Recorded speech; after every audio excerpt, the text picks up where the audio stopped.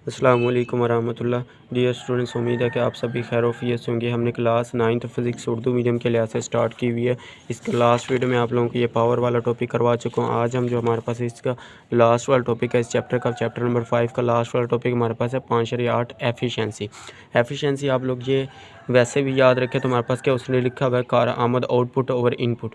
जब तक हम किसी भी मशीन को और इनपुट नहीं देंगे तो हमारे पास वो आउटपुट नहीं देगा। तो मीन पहले हम इनपुट देंगे फिर हमारे पास वो आउटपुट देगा। तो इसको हम देखते हैं हमारे पास क्या, किसी वर्किंग सिस्टम की एफिशिएंसी से हमें ये पता चलता है कि उससे मुहैया करदा एनर्जी में कितनी कारआमद वर्क में तब्दील करता है, कितनी कारआमद एनर्जी वर्क में तब्दील होती है और कितनी एनर्जी ज़ाया हो जाती है। मुहैया करदा एनर्जी इनपुट एनर्जी और मतलूबा शक्ल में तब्दील होने वाली एनर्जी को आउटपुट एनर्जी कहते हैं। अब ये एमसीक्यूज़ में आ सकता है कि हमारे पास मुहैया करदा एनर्जी को हम क्या कहते हैं, इनपुट एनर्जी कहते हैं, और मतलूबा शक्ल में तब्दील होने वाली एनर्जी को हम क्या कहते हैं, आउटपुट एनर्जी कहते हैं। ये याद रख लें।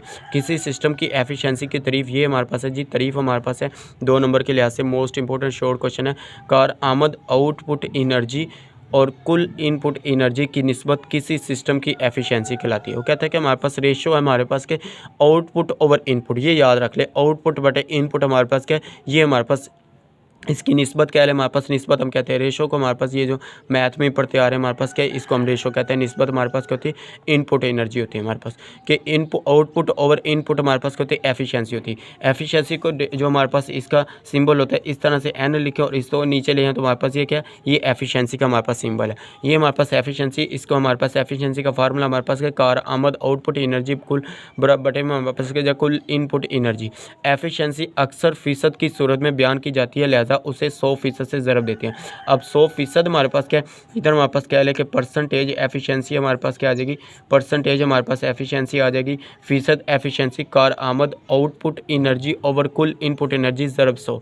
जब भी हमने कोई चीज़ फ़ीसद में निकालनी होती है तो उसको हम क्या करते थे, 100 से ज़रब देते। तो हमारे पास क्या, उसको हम यूँ भी लिख सकते हैं कि कारआमद इन आउटपुट पावर बटे में हमारे पास क्या जाएगा, कारआमद इनपुट पावर ज़रब 100। ये हमारे पास आ गई। उसके बाद हमारे पास यहाँ से कुछ एमसीक्यूज़ बन के आ सकते हैं कि हमारे पास ये बता दिए। सिर्फ आप लोगों ने इसकी ये तारीफ़ याद रखनी इतनी, उसके बाद ये फार्मूला याद रखना है। ये इधर तक ये करने के बाद इधर से आप लोगों ने थोड़ी सी हमारे पास यहाँ तक ये इसकी वजाहत लिख देनी। तो हमारे पास ये 2 नंबर का शॉर्ट क्वेश्चन हमारे पास सेट हो जाएगा। यहाँ से सिर्फ हमारे पास कुछ एमसीक्यूज़ बनते हैं तो वो मैं आप लोगों को बता देता हूँ। ये देखा गया है कि कारआमद इनपुट एनर्जी हमेशा कुल एनर्जी से कम होती है। अब ये याद रख लें कि हमने जो भी इनपुट एनर्जी देंगे वो हमारे पास, जब भी हम किसी मशीन को आउटपुट देंगे वो हमारे पास इनपुट जो भी हमारे पास देंगे वो हमेशा हमारे पास कम होती है। हमेशा याद रखें, जब भी हम किसी मशीन को, जहाँ पे भी हमने कहा कि हमारे पास आउटपुट दें हमारे पास इनपुट की आएगी, कारआमद से हमारे पास कम आती होती है। कभी भी हमारे पास वो 100% बराबर नहीं आती, ना हमारे पास वो बराबर आ सकती है, ना हमारे पास वो 100% आ सकती, कम होती है। ये याद रखिए, एमसीक्यूज़ के तौर पे आ सकता है।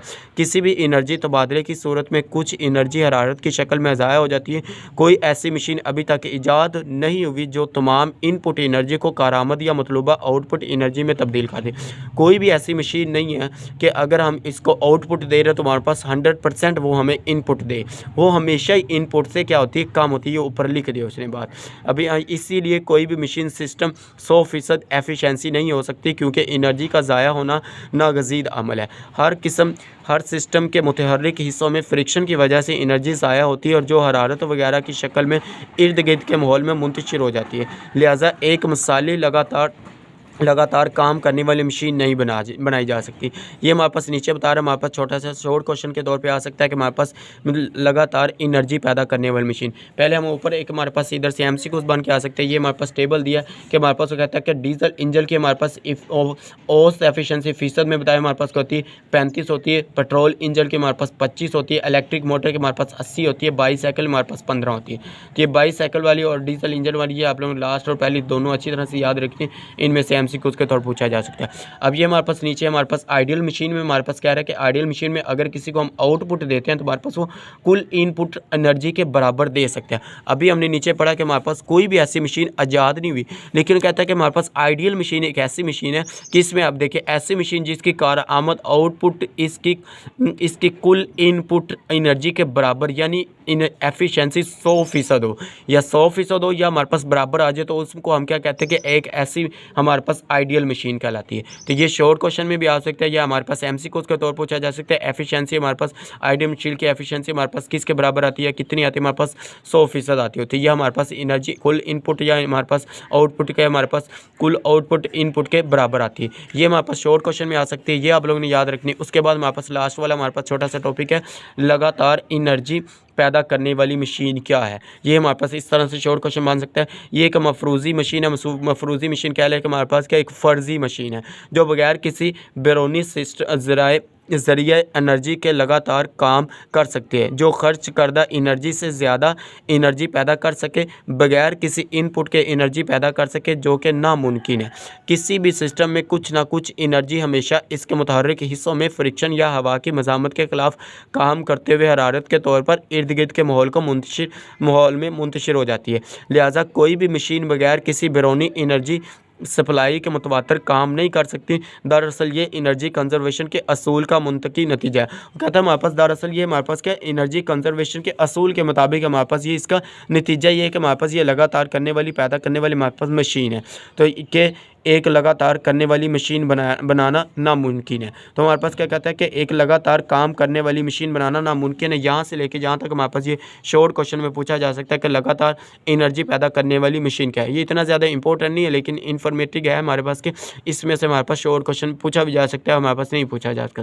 तो शॉर्ट क्वेश्चन के पॉइंट ऑफ व्यू आप लोगों ने अच्छी तरह से तैयार कर लेना है।